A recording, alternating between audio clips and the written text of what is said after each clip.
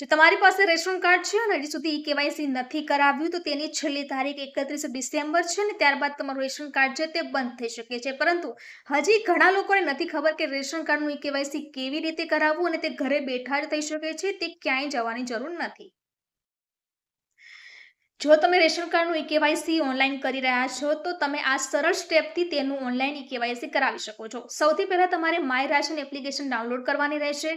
Ration કાર્ડમાં આપેલા registration નંબરથી તમારે તે રજિસ્ટર કરવાનું રહેશે અને બીજી એપ્લિકેશન છે આધાર ફેસ રીડર, તેને પણ ડાઉનલોડ કરવાની રહેશે।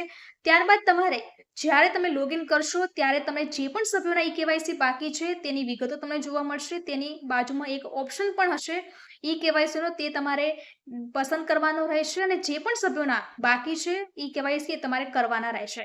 અને ત્યારબાદ તમે ફેસ રીડરથી જે પણ વ્યક્તિના કેવાયસી કરાવી રહ્યા છો તેના